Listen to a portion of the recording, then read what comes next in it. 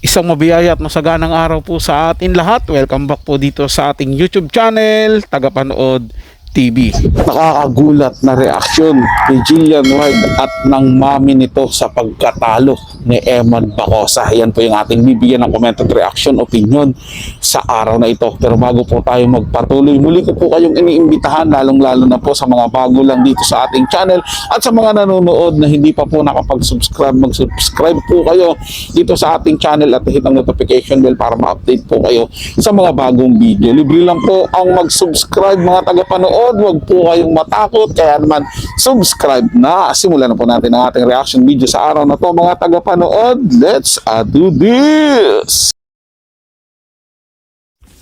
Reaksyon ng mami ni Jillian Ward at ni Jillian sa pagkakatalo ni Eman.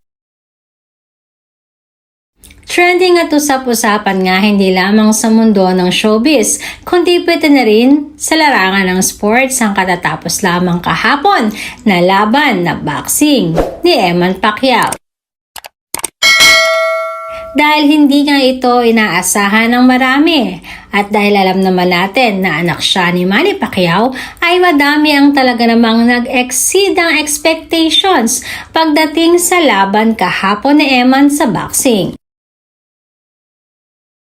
Hindi nga naipanalo ni Eman ang laban at dahil dyan ay samot-saring reaksyon nga ang nakuha natin galing na rin sa mga netizens.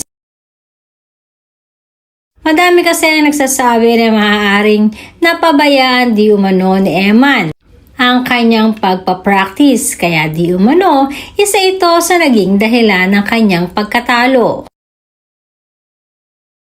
Alam naman natin na kamakailan lamang ay pumirma si Eman ng contract sa GMA7 at contract artist na din siya ng Sparkle.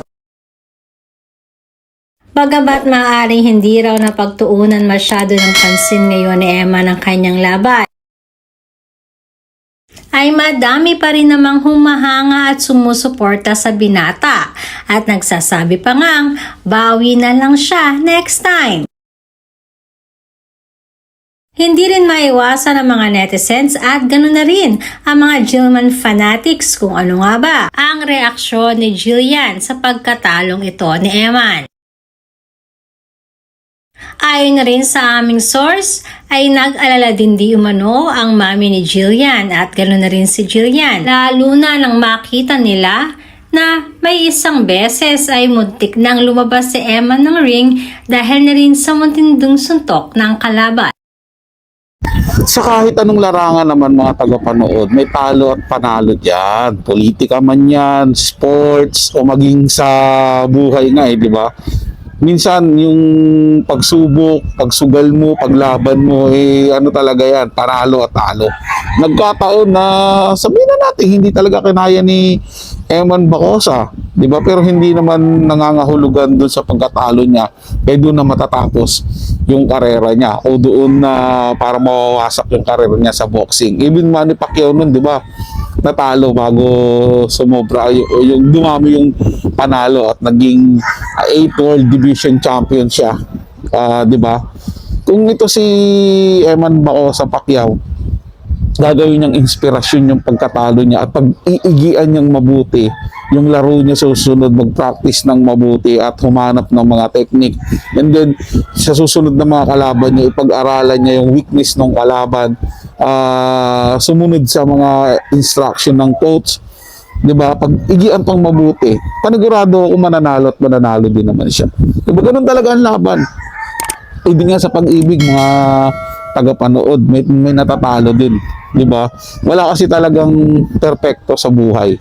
Laging may tama, may mali. Siyempre, may pagkapanalo, may pagkatalo din. Ang mahalaga, matututo tayo doon sa pagkatalo na yun. At sisiguraduhin na makakabawi tayo ng malaki sa susunod na laban. Diba? Ganyan lagi dapat ang mindset nating mga tao na mabagsak man tayo ngayon, matalo man tayo ngayon, babalik tayong malakas at mananalo na tayo sa susunod. Kayo mga tagapanood, ano sa tingin nyo? Ano masasabi nyo? Kung may hinaing at komento kayo, ilagay na sa ating comment section. Pag-usapan natin yan at syempre pupusuan ko po yan. Maraming salamat po sa inyo. Patuloy na pag-subaybay at pagtangkilik dito sa ating channel. Sila lang po mga tagapanood. Ito'y comment at opinion lamang. Wala pong personalan. Paalam po at mabuhay po kayong lahat. Maraming salamat po sa inyong panonood.